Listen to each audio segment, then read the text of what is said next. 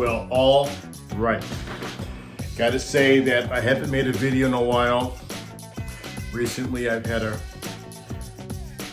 tremendous tragedy in my personal life that I've got to tell you all about. And said I had to go back to work. For Christ's sakes. really interrupting my personal life. How am I supposed to make videos when I'm busy doing these fucking gigs? You know, and the funny thing now is every time I go to work, everyone says, "Hey, make a video about this." It's like, listen, I hope not. Let's all hope and pray that we can do this job and not have anything to talk about when it's all over, if everything goes right. And that's what I'm saying. All right. Well, all right. So here's the thing, and here's what we're talking about. We're talking about the runner. And if you don't know what that is, I'm going to tell you. When you show up at a tour and you show up in a city, everybody always needs something, whether it's laundry services or I need this, or a guy needs guitar strings, or a person needs this or that on the tour. We got to have somebody the promoter provides to go out and get us some stuff, you know, got to have some stuff. Call that person the runner.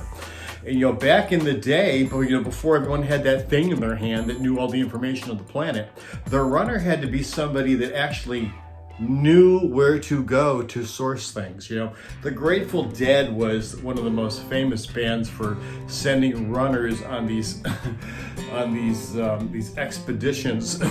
You know, these treasure hunts to go out and find a Persian rug and some Class D bass strings and some organic milkshakes, and bring them all by a certain time and just create like whatever a bizarre combination of things that you could think of that is laid upon the runner. And, you know, I have friends that are runners that these people just they know where to go for everything immediately. It's not like, where am I going to get this at? Especially with a tour, you know, you can get some crazy requests.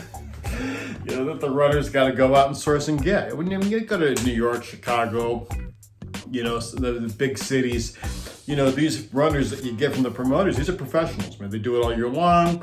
They know the routine. They know what it's all about. But, you know, you go to some B markets out there, you know, you start getting to some towns that don't have a lot of shows, then you're getting some soccer mom type or somebody that's just trying to make a little extra money and just wants to be a runner for the day and go pick up some stuff. Well, you know, that works great if you're not dealing with people that are assholes and people that are bored and just making kind of sport of it, which is kind of how we were doing it on several tours, maybe more than several, but that's not the point. The thing is that we're talking about here is that I have sent the runner out before for some absolute nonsense. And a friend of mine and I, well, we were touring together with Jesus Christ Superstar. Whenever we were in some B market, we would always send the runner out for this Mission Impossible adventure, knowing we were sending them to some place that would really make them feel uncomfortable, because that was kind of the sport of it.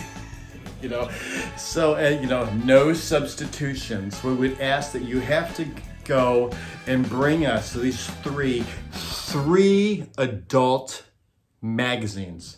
No substitutions, okay? You have to come back with these 3 magazines.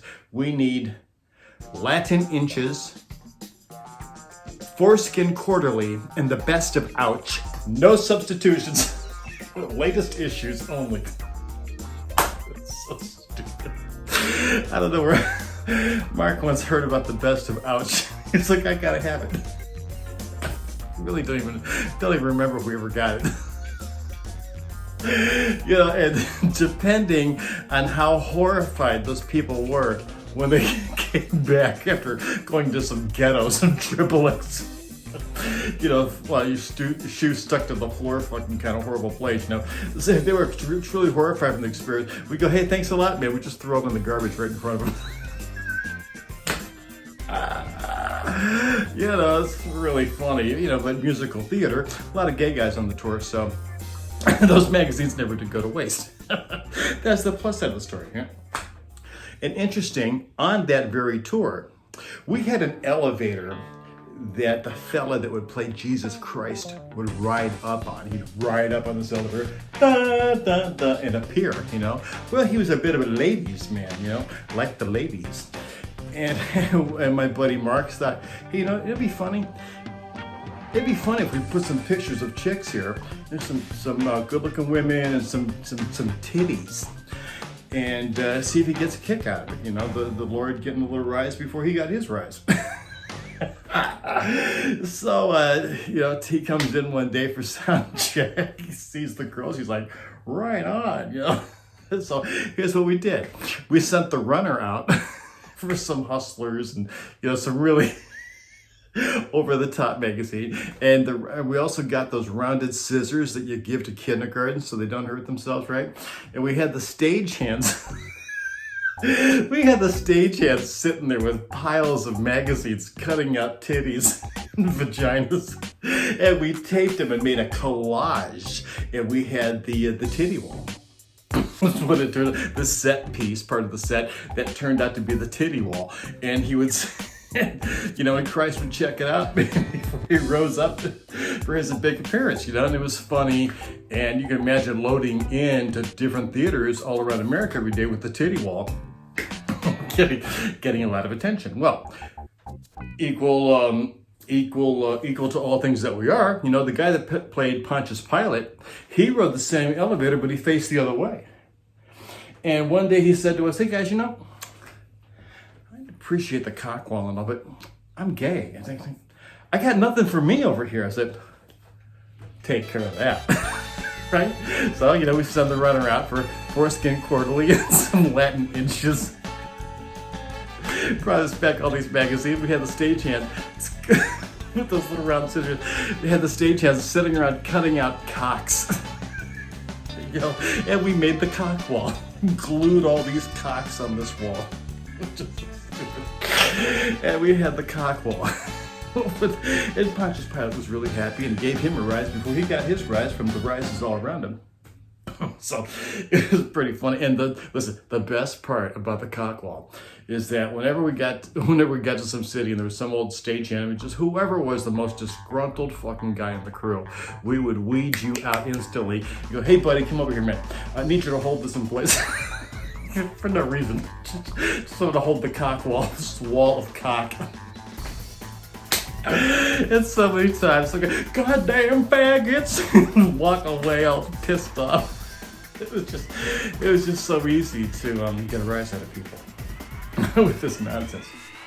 One time, we sent the runner out for an "I love you" blow up inflatable sex doll sheep, and she came back with a 6-foot tall inflatable penis. I was like, well, we could work with this.